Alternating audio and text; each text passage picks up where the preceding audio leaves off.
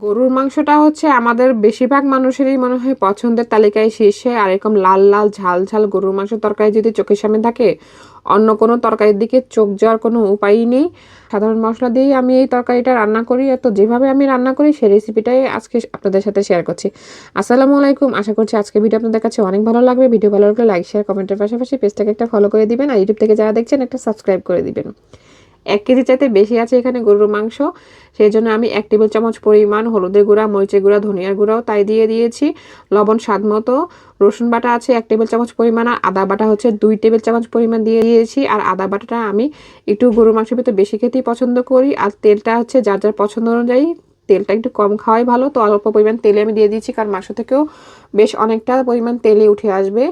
আর এখানে কিছু আস্ত মশলা দিয়ে দিচ্ছি, কয়েকটা হচ্ছে এলাচি, তারপরে হচ্ছে গিয়ে কয়েকটা দারচিনি, আর হচ্ছে গিয়ে দারচিনি দিয়ে দিয়েছিলাম, ওই ভিডিওটা আমার স্কিপ হয়ে গিয়েছে।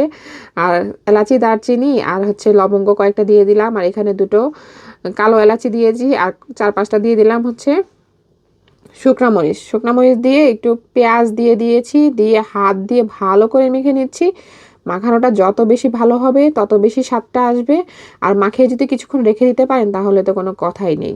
আর হাত ধোয়া পানি, মানে মাখানো মাংসের হচ্ছে কি আসল টেস্ট। তো একটু হাত ধোয়া পানিও দিয়ে দিলাম, দিয়ে চুলায় বসিয়ে দিয়েছি। ঢাকনা দিয়ে ঢাকা দেওয়ার পরে দেখেন কতটা পানি উঠে এসেছে। এই পানিটা দিয়ে আমি এখন কষিয়ে কষিয়ে এটাকে রান্না করব। কষানোর মাঝে হচ্ছে মাংসটা খুব ভালোভাবে সিদ্ধ হয়ে যাবে। আর চুলার ফ্লেমটা এখানে হচ্ছে মিডিয়াম ফ্লেমেই আছে, খুব হাই হিটে আমি দেইনি, কারণ আমি অল্প মানে আছে এটাকে একটু কষিয়ে কষিয়ে রান্না করব। আর এক্সট্রা কোনো পানি ব্যবহার করিনি। এই দেখেন তেল উঠে এসেছে কষাতে কষাতে। আর মাংসের ভিতরে আলু না হলে কি হয়, মানে দাওয়াতের মাংসে তো আলু ব্যবহার করি না, কিন্তু নর্মালি যখন ঘরে রান্না করি মাংস, আলুটা খেতে আমার অনেক বেশি ভালো লাগে। আর এরকম আলুটা আমি বড় বড় করে কেটে দেই। মাংসের তরকারির ভিতরে আমার ছোট ছোট করে কেটে দিতে ভালো লাগে না। এরকম বড় বড় সাইজের আলু হলে, মানে আলুটার ভিতর যখন মাংসের যে মশলার ঘ্রাণটা, লবণটা যখন ঢোকে তখন যে কি মজা লাগে। কষাতে কষাতে মাংসটা একদম যখন একটু শুকনা শুকনা হয়ে আসবে আর তেলটাও একদম ছেড়ে আসবে, তখন মানে আমি একটু পানি দিয়ে দিব আর কি। আর এইভাবে উঠিয়ে দেখেন কষানো মাংস মানে কয়েকটা খেয়ে ফেলেছি। আর কষানো মাংস খেতে আমার কাছে খুবই ভালো লাগে। আপনারা কে কে পছন্দ করেন কষানো মাংস খেতে? আমার তো খুবই পছন্দের কষানো মাংস খেতে। তারপর এখানে আমি পরিমাণ মতো গরম পানি দিয়ে দিলাম। গরম পানি অবশ্যই ব্যবহার করার চেষ্টা করবেন।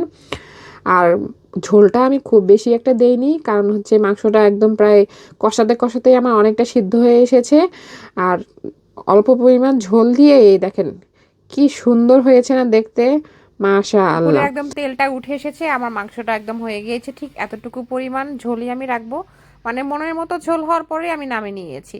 আমি এটা পোলাও দিয়ে খেয়েছি, পোলাওর ভিতরে অতটা বেশি ঝোল আমি খেতে পারি না, তো হালকা একটু ঝোল নিয়ে আমি এখন মাখিয়ে খাচ্ছি। দেখেন মাংসটা কতটা সুন্দর সফট হয়েছে, একদম বেশি নরম মাংসও না আবার শক্তও না, একদম পারফেক্ট আছে।